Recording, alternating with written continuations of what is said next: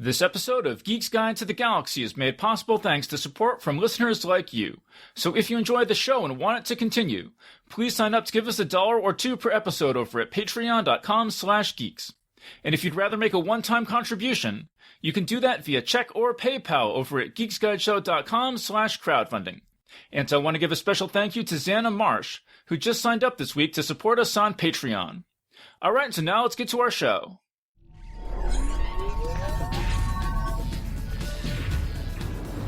Wired.com presents The Geek's Guide to the Galaxy. And here is your host, David Barr Kirtley. Hello, and welcome to episode 398 of Geek's Guide to the Galaxy. Our guest today is Wil Wheaton. He starred in the popular 1983 film Stand By Me, based on a short story by Stephen King, and also played Wesley Crusher on the TV series Star Trek The Next Generation.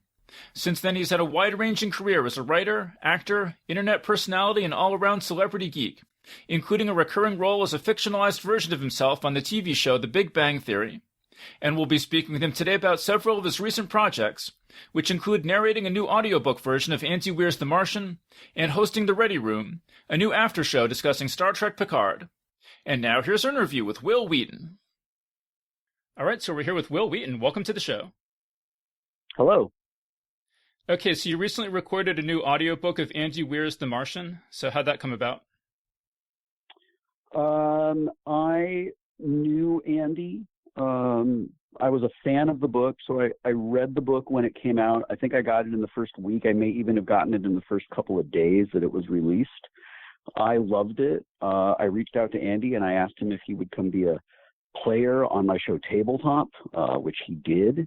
And a couple of months ago, Audible got in touch and said they're doing a version of The Martian, a new version of The Martian, and wanted me to be the narrator. And I was actually really surprised. I thought, because there's a version of it that already exists, and it's quite good. And they said that there's an issue with rights and intellectual property and whatever, and they have an opportunity to do a version of it.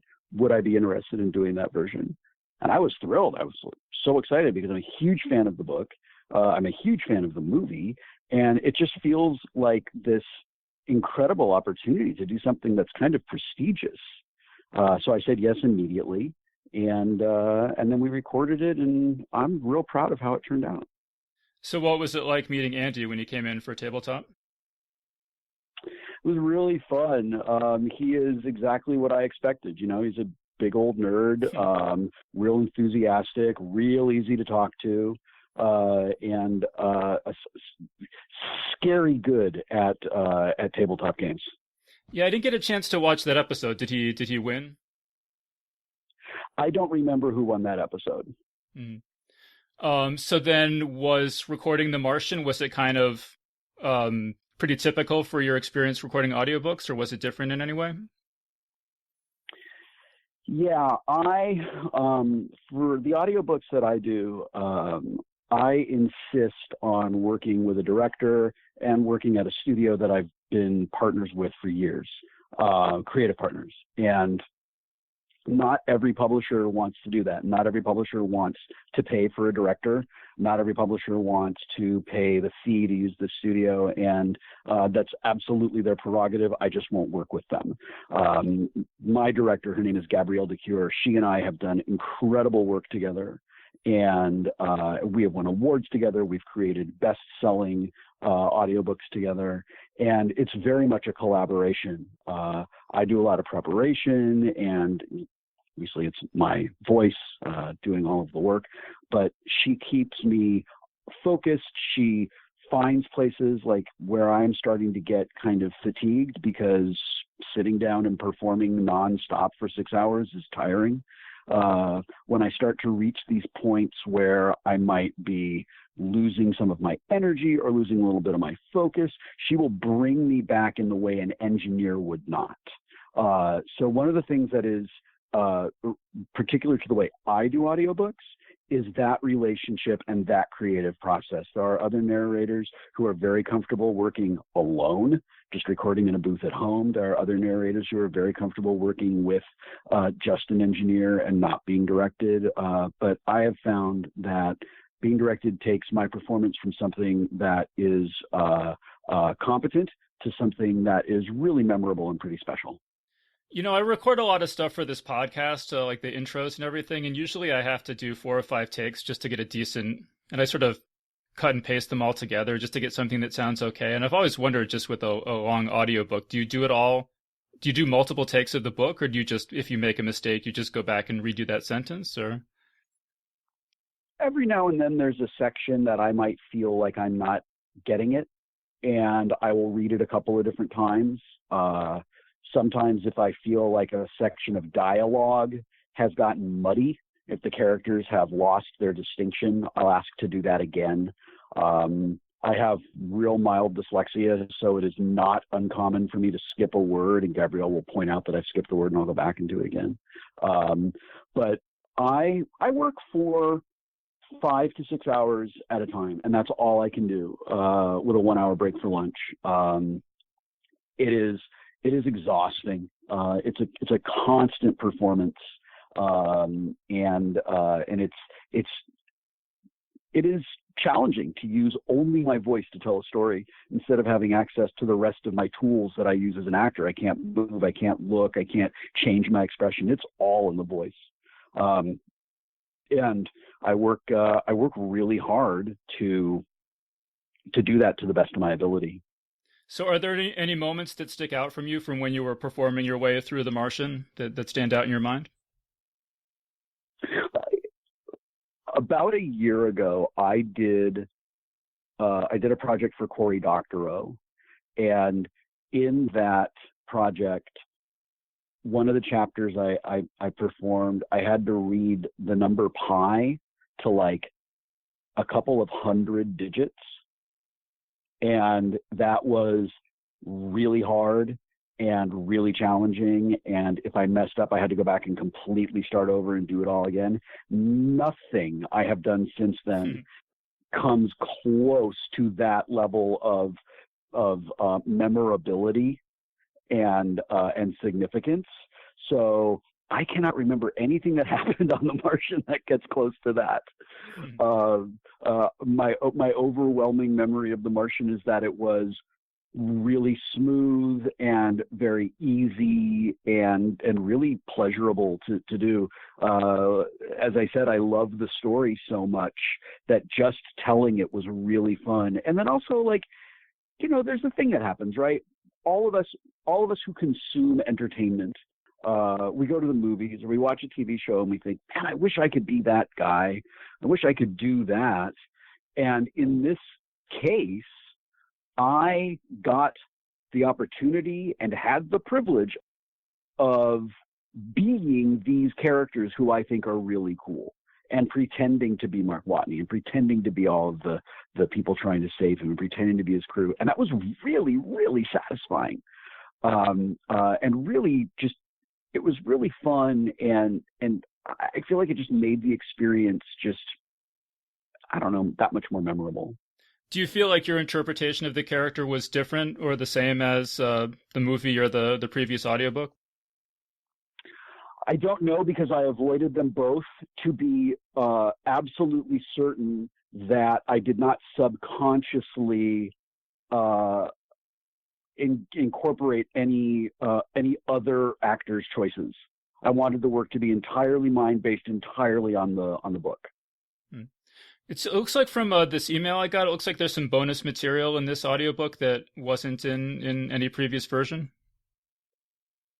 Yeah, there's so the at the end of this audio version contains the entire text of the original book, but then there are also these wonderful things that Andy created for this that are things Mark wrote before he left Earth to go to Mars, and a few scenes that happen after Mark came back to Earth, after he's been after he survived, after he's been home for a really long time.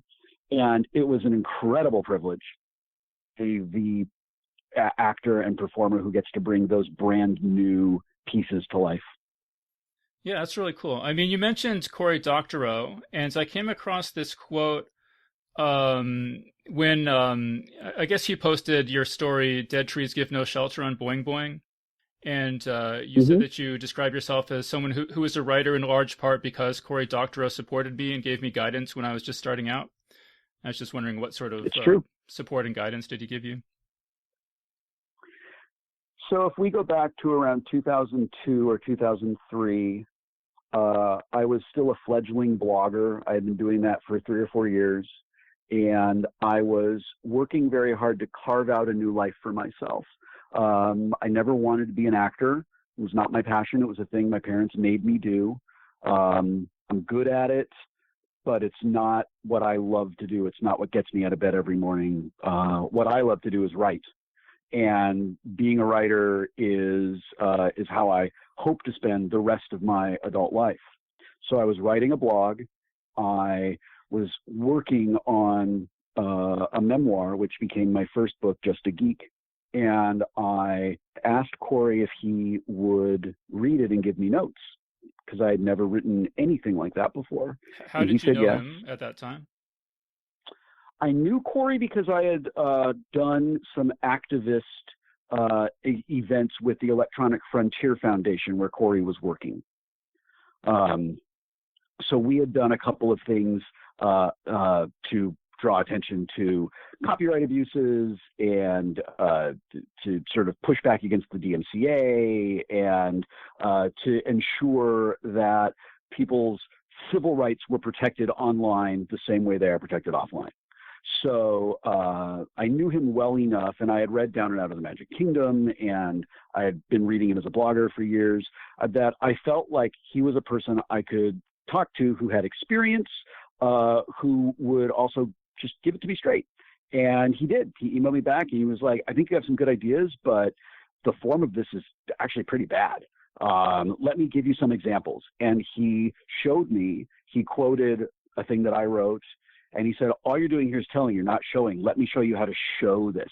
And he rewrote a couple of sentences and pulled them out into paragraphs to show me how to show instead of tell. And then he used some examples from his own writing to like inspire me and help me on my path. And if he had not done that, I don't think I ever would have had the confidence, and I don't think that I would have had the guidance that I needed to start in 2004 becoming the writer I am today. So for people who aren't familiar with your fiction career, just kind of how did your fiction career develop from 2004 to the present? I was writing narrative nonfiction, kind of memoir pieces. I wrote a lot in my 20s about being a young father. In my 30s, I wrote a lot about having teenagers. I wrote a lot about sort of struggling to make the transition from child actor to just an adult, not even like an adult who isn't also an actor, but just an adult who is not completely fucked up. And I told those stories, and when I wrote and told those stories, I was doing my best impression of narrative nonfiction writers I enjoyed, and those were people like Gene Shepard and David Sedaris. And I met a lot of fiction writers and asked them where they got their ideas, and they said, well, we just took them from real life. So I never forgot about that, and I started telling stories and writing stories that were about things that had happened to me in my life, that were about big issues that I have dealt with, issues of loss and childhood abuse and things like that. And I started turning that into fiction. And I've self-published for years very successfully and very happily. It has allowed me to release things without DRM. It's allowed me to release things internationally on day one. It's been really great. And last year, an agent approached me and said, I've followed your career. I have all your books. I think you're a terrific writer. I would love to represent you and see if we can get you into some trade publishing meetings and get one of your books published, at an upmarket publisher. And I thought, okay, I'm writing a novel right now. I was working on a semi-autobiographical coming-of-age story set in 1983. And I said, when I finish this book, I'll send you the manuscript and you let me know what you think. And I sent it to her, and she was like, I love this. I think it's a great story. I think that we can find an editor who will help you get it across the finish line. And this will be the start of a beautiful relationship. So that's where I am. I've published a bunch of books. I've self-published a lot of work. I have written a couple million words in the last almost 20 years. But I feel like my career as a writer is just starting, and it's exciting. So this is your upcoming book is called All We Ever Wanted Was Everything, and you said it's semi-autobiographical. Yeah. Can you say what the semi-autobiographical aspects of it are? The primary character is a kid who is struggling to just be a normal kid, and he has a father who is completely uninterested in him, and a really overbearing stage mother who is pushing him to be an actor. And I took a lot of the experiences that I had as a kid on auditions and put them into his story. I took a lot of the experiences I had just as a kid in my neighborhood with my other friends, and I put them all into the narrative. The whole narrative is fiction, and the biggest parts of the story are fiction. I've thought that I will likely play it coy when it comes out and not talk about what's fiction and what's actual, because that will encourage people to dig for their own answers. But it was really cathartic to write it. It was really fun to revisit the things that I loved about being a kid. And it was challenging and ultimately kind of healing to write about the things that I didn't like about being a kid. And the protagonist is a young teenager or so? Yeah, his name is Liam, and he is 12 years old. He's just about to turn 13 in the narrative. So did you include some your geeky interests, like what sorts of books and movies and things you were into at that age? Yeah, Liam loves Dungeons and Dragons as much as I do. He loves science fiction. He's a proto nerd, and so are his friends. And I took a lot of inspiration from actual events in my life with my actual friends to bring that part of the story to life. Just as I was listening to interviews with you, I was kind of jotting down names of science fiction authors you mentioned. So the ones I have here are Isaac Asimov, Larry Niven, Frank Herbert, William Gibson, Bruce Sterling, and R.A. Salvatore. Is that a pretty good list of your kind of formative influences? Yeah, I mean, a lot of those sci-fi writers, I think of Bob Salvatore as a fantasy writer, but a lot of those sci-fi writers, they wrote hard science fiction. And I loved that because it felt like alternative reality. It felt like a world that could exist instead of a fantasy world. The thing that, so I love Star Wars and I love Star Trek, but I've always felt that Star Wars is fantasy because the Force is magic, and Star Wars is science, and Star Trek is science fiction because it's based on a science.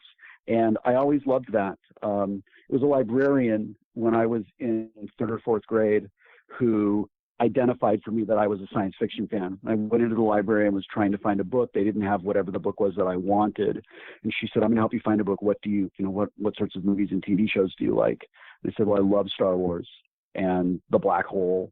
And I really, really loved Battlestar Galactica and Buck Rogers and Star Trek. And she took me to the science fiction section and she gave me a book, a young adult book called Z for Zachariah. That Robert C. O'Brien wrote. And just as weird coincidence would have it, Robert C. O'Brien also wrote Mrs. Frisbee and the Rats of Nim, which was adapted into the first voiceover job I ever did called The Secret of Nim. And I read that book and I loved it. And from that day, all I really wanted to read was science fiction. And I've read a fair amount of literature because I'm a writer and I feel like I need to so that I can be educated. But science fiction is my first and strongest love. Yeah, I love the Secret of Nim and Mrs. Frisbee and the Rats of Nim, both the book and the cartoon. I love both of those. But I was kind of curious. I mean, as you were growing up as sort of this actor, child star, did you have a lot of time to read science fiction, or did you kind of have to cram it in odd moments when you could?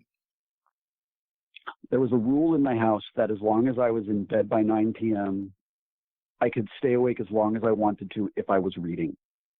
So I would stay up for hours and read. I would read until midnight. I've always been a night owl, and that was what I did every night. I would just read until I couldn't keep my eyes open. I had lots of time on the set when I wasn't in school. So the law is that we have to go to school for 3 hours out of the day, and then we work the rest of the time for a total of 10 hours. Those are the rules for minors.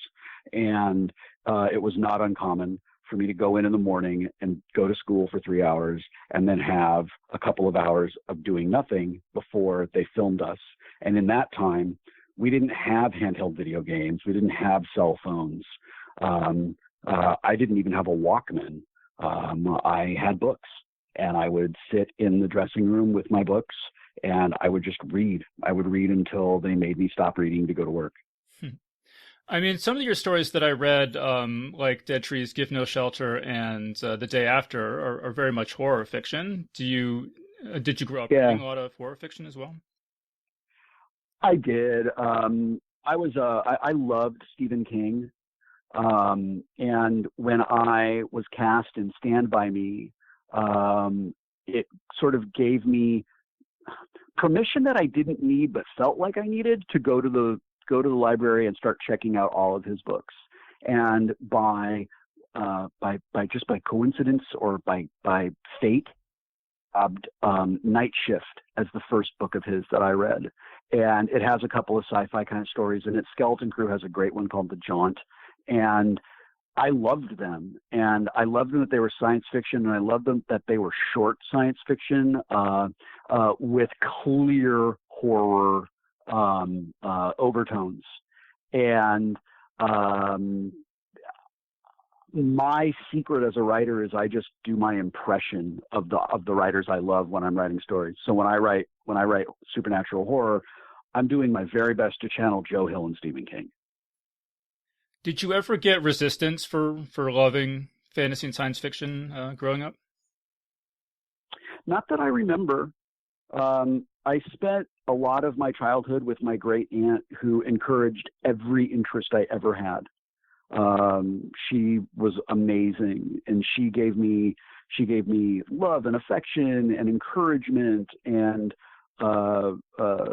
really just thought it was great that I was a reader. She and my grandmother lived together when I was really little, and they taught me how to read and I was so young that I knew how to read before I went to school.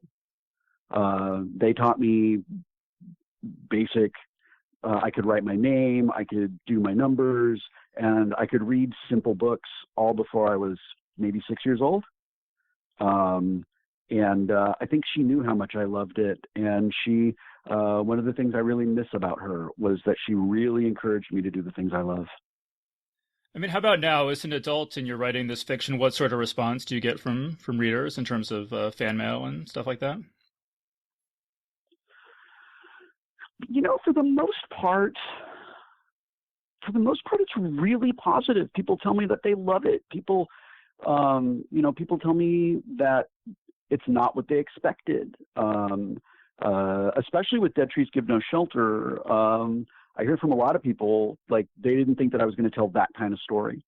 And for the listeners, it's a story about a man who returns to his hometown for the first time in a very long time so that he can uncover the truth about his younger brother's death when they were children.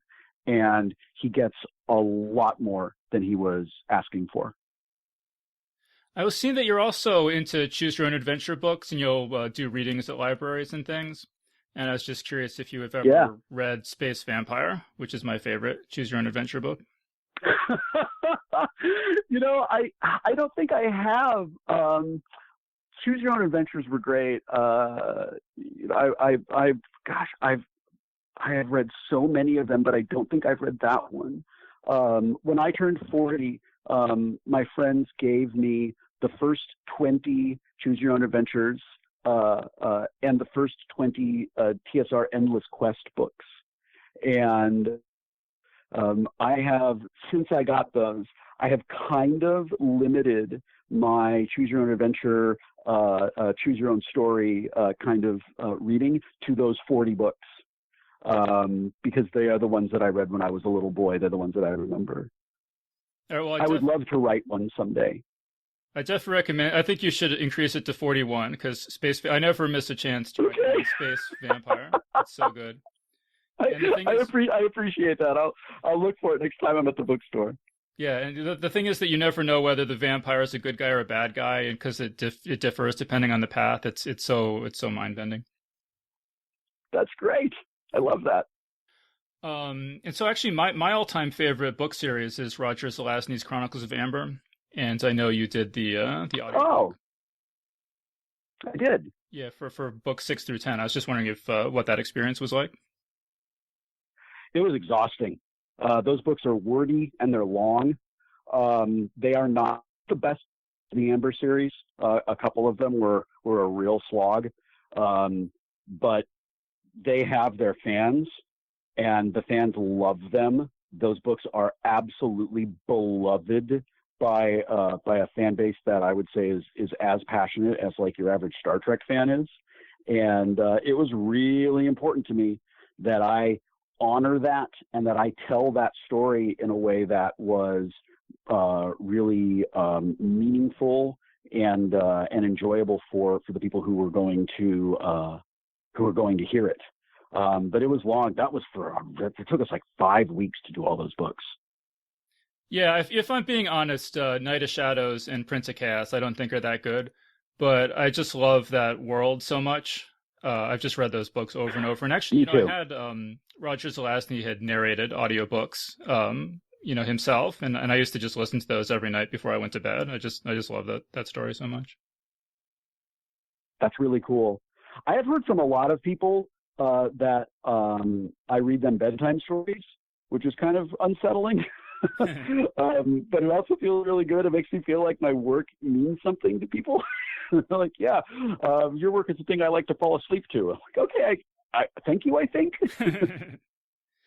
Yeah, no, I think that's good. I mean, actually, a lot of my favorite podcasts I listen to help me fall asleep, and it definitely doesn't mean anything, bad about the narrator. It just means that you're comfortable with them and, like their voice and stuff like that. Yeah. All right, so I have actually a bunch of favorite things. I don't want to make this all about me, but I did want to mention that my all-time favorite video game series are Ultima, Doom, and Monkey Island, and I couldn't help but notice that on Tabletop you've had Richard Garriott and Tim Schafer on, and you also narrated the audiobook of David Kushner's Masters of Doom. So it seems like we might have similar video game tastes. Yeah. Yeah, those were so I am I love Monkey Island. I love those games. When I started playing computer games, I had a Macintosh, and there were not a lot of games for the Macintosh, and the ones that were great and the ones that were memorable were the Mindscape point-and-click adventures, Deja Vu, and Uninvited, and those sorts of games. And Monkey Island and the LucasArts games felt like that to me. They felt like the second or third generation of those games. Believe it or not, I never played Ultima. I never played any MMO, but I absolutely loved and admired Richard so much that I was like, and when Felicia said, I ran into him and he said he's a fan of Tabletop, I was like, well, let's see if he'll come and play on the show. Like, how would you not do that? Like when one of the great minds of his generation wants to come play on your silly board game show, like, yeah, let's do it. And then Tim and I have known each other for so long, I couldn't even tell you where we first met. I think maybe I worked on Brutal Legend, and it may have been around that time. And then I did. I'm embarrassed that I'm blanking on the name. I play a hipster lumberjack named Curtis, and I'm blanking on the name of the game. But I've had the real great fortune of working with him a couple of times. Broken Age is the name of that game. And why couldn't you have released that 30 seconds ago, Brain? Why did you make me stumble around like a dummy? Thanks a lot. So yeah, but again, it was another situation where Tim was like, "Can I come be on your show?" was great. That was the best thing about tabletop for me. The most gratifying thing for me personally was the extraordinary number of people who I think are amazing, who asked me if they could come play on my show. People I would never have the courage to asked me if they could come play on my show. And I just thought that was the coolest thing. Yeah, that's really cool. I was actually kind of wondering as I was watching it, how many of the guests were people who were just kind of friends of yours and how many were people that you hadn't really ever interacted with before? It's real important to me that I know the people who come and play on the show, because what makes tabletop special and what makes tabletop different from some of the other extraordinary gameplay videos and gameplay series that are on is that our show really is about the camaraderie and the gentle competition and the fun that happens as people sit around a table to play a game together. It's less about what happens in the game. It's more about the social experience.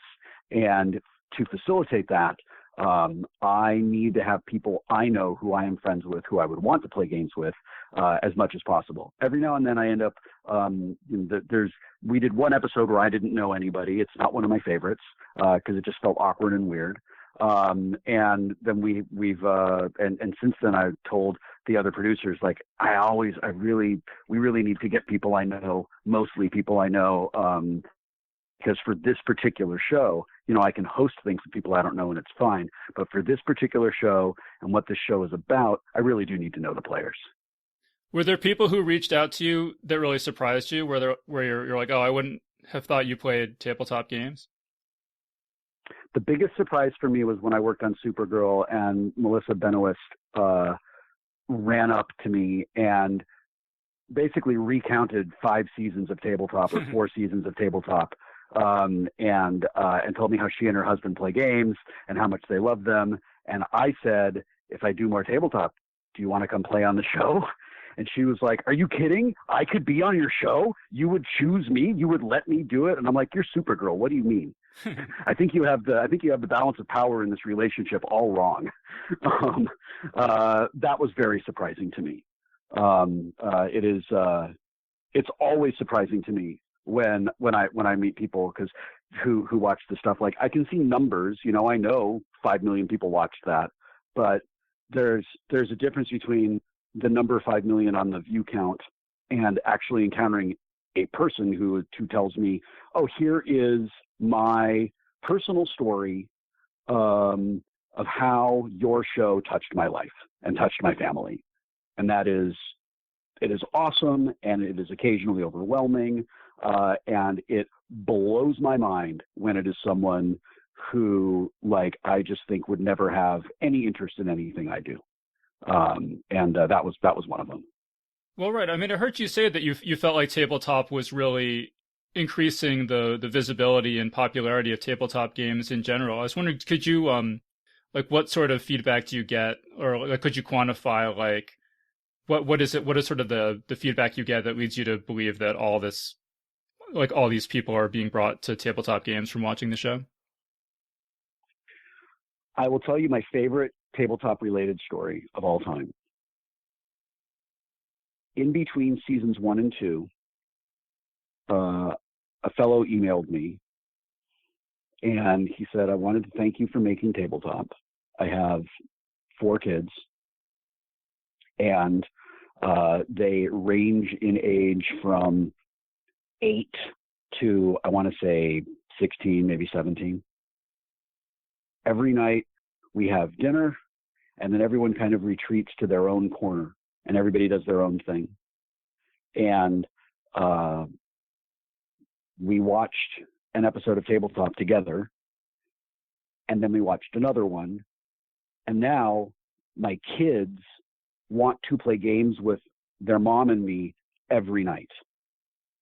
This show has brought my family together in a way that was only possible because of this show. And he said, and I wanted to thank you for that. And I have heard that story told in its own way so many times I cannot count.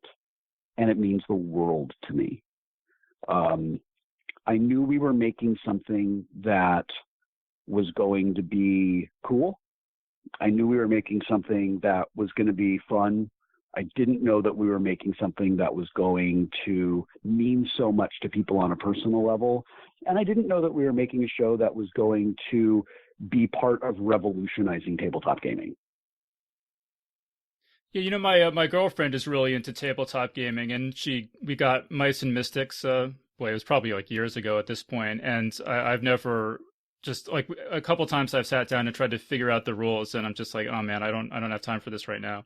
But I saw that you have an episode on Mice and Mystics, so I thought maybe if I watch this, I'll it'll help me get started on this game. One of the things that I hear from people a lot is I was intimidated by this game, and then I saw the tabletop episode of it, and I understand it. I understand the game now, and you taught us how to play it. And the fact that we became sort of go-to for people who want to learn a game is something we didn't know until season 3. And that was around the time that it was like, I thought, well, we got to tell editorial, like, make sure that when we do things wrong, everybody screws up when they play a game. And I told editorial, when we mess up on the set, like, you've got to put in like Professor Owlbear to call us out for screwing up so that people don't play the game wrong. Steve Grubel was my lead editor for years, and we lost him to the NFL. But God bless him, it's a great job for him. But the guy who replaced him was terrific. But Steve was amazing, and really is one of the reasons I think the show looked so great. My favorite show on TV right now is The Expanse, and I saw that there's an Expanse board game that I've been wanting to try, but I don't know anything about the game really. Have you played that? I haven't seen it yet. I have been up to my eyeballs in writing and audiobook work for much of last year. I have not had very much time. This also sort of not coincidentally coincides with the 3 people I gamed with the most all moving away. And I've sort of lost my game group. It was like we were dealt a total party kill, which is a giant bummer.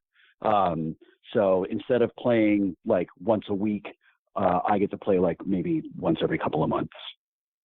I guess just the other thing I was wondering is, I mentioned, Richard Garriott and Tim Schafer were on the show. You also had some legendary game designers like Steve Jackson and Jordan Mechner. I haven't watched all those episodes, but I was just curious, How do they do? Like, do they win or lose, those famous game designers on the show? So Steve came in to play Munchkin, and Steve won Munchkin, but he won Munchkin by cheating. Which is incredible. He cheated and got away with it. Nobody saw it. Nobody caught it. It is in the rules of Munchkin. It is an official rule. If you cheat and get away with it, that's fine. Which I think is a terrible rule. That is an awful rule. But Steve Jackson says every game is a role-playing game. And in Munchkin, you are trying to you're an adventurer who is just trying to grab loot and screw your friends. And leave everybody else like worse than you found them. And he was like, I just leaned into that. I don't remember if Jordan won the game that I played with him, because that was also all the way back in the first season. The only reason I remember Steve is that he won by cheating, which I thought was really, really funny and entirely appropriate for that game. Yeah. Well, and you mentioned that you've been busy lately, and I guess like with this new show, Ready Room, you must be pretty busy with that, right? Yeah, Ready Room is the after show that CBS is producing for Star Trek Picard. And we shoot it in blocks. We get groups of actors together, and then we tape multiple episodes in a day. We've done 4 already. There's 10 episodes in the season. I'm doing 3 next week, and then the final 3 will be the week after that. I'm real proud of it. The first episode dropped today, and I watched it right before I called you, and I'm so proud of it. It's really fun. There are interviews with actors and creative people in front of and behind the camera. And then there's a wonderful interview with Hanali Culpepper, who directed the first episode of Star Trek Picard, and Michael Chabon, who is the showrunner for the second season. I mean, obviously, doing this podcast, I'm just interested in the genre of geek talk shows. And it's just curious, like looking at, the Wil Wheaton project and Talking Dead and all those kinds of things, kind of what would be some of your big takeaways that you're bringing to Ready Room on what makes a geek talk show work? What I am trying to do is perform the function of I want to be the person inside the room for all the nerds who are out in the audience. Because until I was in the room, I was a nerd out in the audience. And I know the questions I wanted to ask, when I was younger, back when they were like behind the scenes featurettes on DVD and stuff. I think Hardwick has done a sensational job of establishing the gold standard of after shows with Talking Dead. And he is my best friend. I leaned on him for advice and guidance as we were, as Ready Room was ramping up. And just like when I'm writing and I'm doing my impression of writers, when I'm hosting, I'm doing my impression of who I imagine is the canonical platonic ideal of a nerd host. And that person is enthusiastic and engaged and interested in what's happening.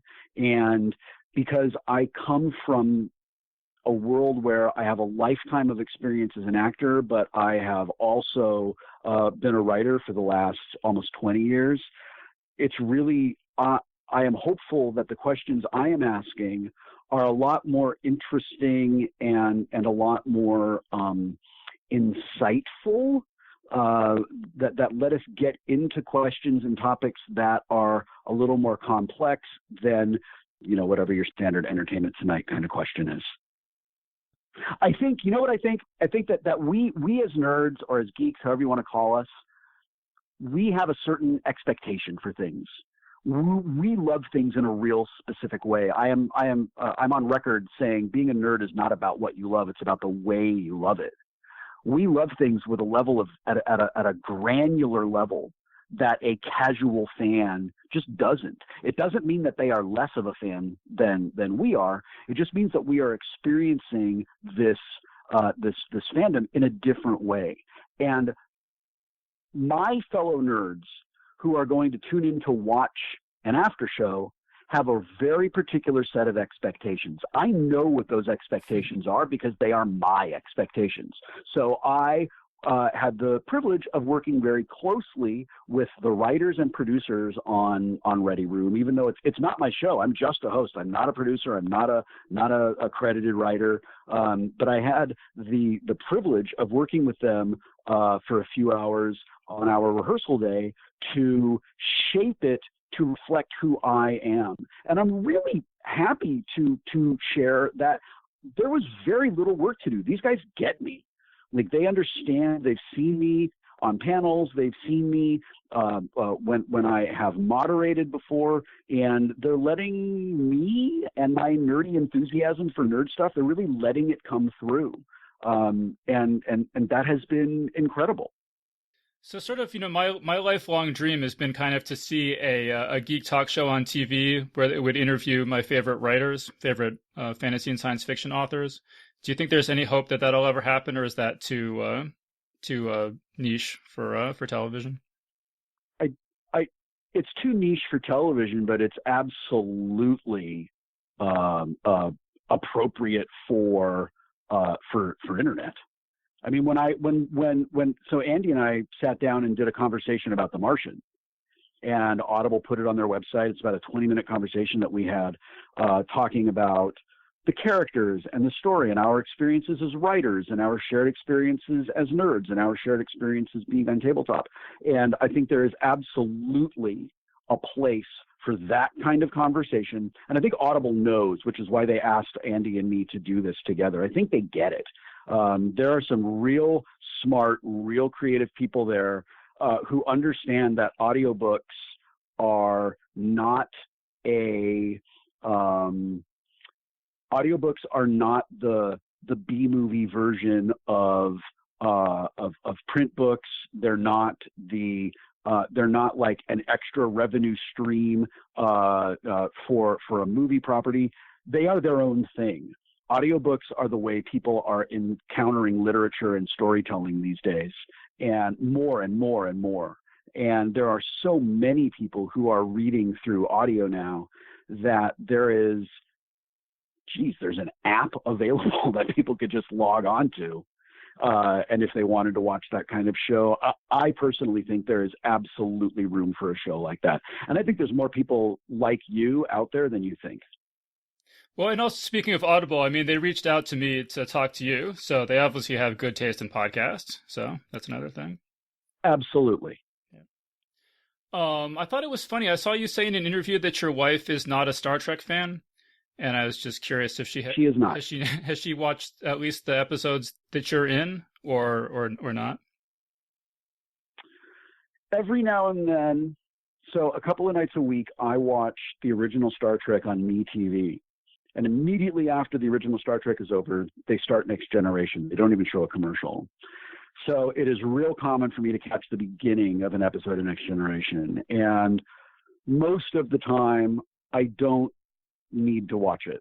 But every now and then I do. And she has watched a couple with me. I imagine the experience of watching Next Generation with me is not the best experience because I talk through the whole thing because everything triggers a memory. But when she watches that, she is watching what is effectively a childhood home movie of her husband because she's not a fan of the series.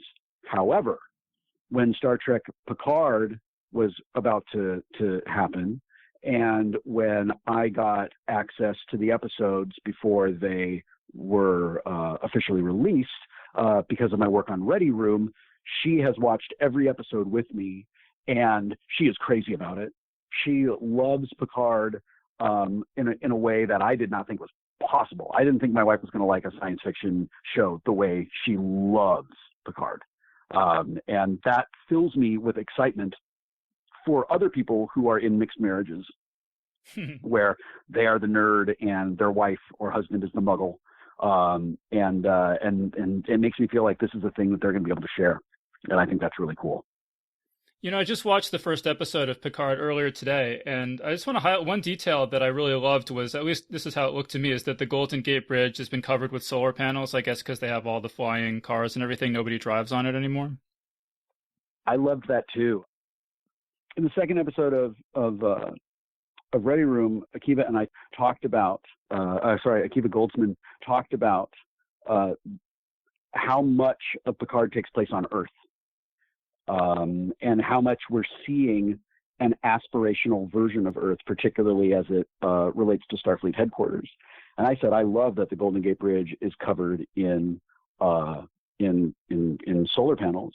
And he said that is taken from an existing Star Trek property, that's actually canon. It's not a choice that they made. They were honoring canon when they did that, which I just thought was so freaking cool. Do you know where it comes from? I can't remember for sure, and I don't want to say the wrong thing. Because if there's one thing I know about my fellow nerds, it's that we're not exactly super forgiving when we mess up something like that, which is we can do better. We can have Owlbear just come in and correct you. So yeah, right. Good old Professor Owlbear. So what was it like meeting Michael Chabon? I thought that was super cool that he was in the first episode. It was really exciting. He was another person who I did not expect to be familiar with my work or even aware of my existence. And he was as excited to meet me as I was to meet him. And Hanali as well. She told me that her introduction to Star Trek was The Next Generation. She grew up watching it and loved it. And to know that I am part of the thing that led her to be the first female director of a Star Trek pilot. That's kind of awesome. I don't know how clearly it comes through in the first episode of Ready Room, but I'm really struggling to not turn that thing into the Chris Farley show and just tell them how great they are. Because I am such a huge fan. I had probably another 18 questions on cards that I wanted to ask them that we just didn't have time for. I could talk to them forever. I could easily go for an hour with every one of the guests. They're just terrific. Was one of those questions where Michael Chabon got his shirt from? I did ask him where he got his shirt from. He said one of his kids gave it to him to wear at the premiere. Yeah, that's a pretty, for people who haven't watched it yet, he has this sort of, looks like a cowboy style black shirt with, It's an incredible cowboy shirt. yeah, like Adams and. It's like mid-century atoms and shooting stars and rocket ships and junk. It's great. I also saw that you have watched, you started watching Deep Space Nine, and I guess that is correct. Max Temkin, who created Cards Against Humanity, has a sort of recommended episode list, so you don't have to watch every single episode. And I thought that seems like a great idea to me, because I would like to go back and watch my way through Deep Space Nine, and having a list of these are the must hit ones, that would be really helpful for me. Yeah, Max's guide is great. It's on Medium. If you just use your search engine of choice and look for Max Temkin Deep Space Nine, you'll find it, with some really wonderful illustrations of the characters that are just adorable. But as I wrote on my blog, when Deep Space Nine was in production, I was working on Next Generation, and I was young, and I was very jealous of them. I had a lot of sibling rivalry. I really felt like they were the new baby that mom and dad loved, and we had sort of been forgotten, and I just didn't want to watch the show because I was like fiercely loyal to Next Generation. And I just put it off and put it off and put it off. And then my friend Aaron Eisenberg died, and I thought, you know what? This is a really good excuse for me to honor my friend and enjoy the work that he did, and get to see this show that everyone I know who likes Star Trek just raves about as the best that Star Trek ever was and ever will be. I've been loving it. I'm nearly through the second season. And I'm plodding through it. It's been really fun. So is that Max Temkin episode list? Is that like the one true list for Deep Space Nine, or are there different like factions of people with their own lists for which episodes you should watch? I don't know the answer to that question. What I can tell you is it's the only list I know of. Yeah, I mean, and he did one for Next Generation too. Yeah, because I definitely want to check that out, because I was just, when the shows were on TV, I was just absolutely terrible at catching, tuning in at a particular time to watch a particular episode. So, and that was pretty important with Deep Space Nine, especially. So, maybe I'll do that one of these days. Yeah, Deep Space Nine pioneered multiple episode story arcs in genre fiction on television. Like, that exists because of Deep Space Nine. Yeah, no, everyone says it's great. So I never found out how it ended. So I definitely have to do that. All right, so Will, we're almost out of time here. Do you have any other projects that you want to mention before we go? No, I feel like we've really extensively covered a lot of things.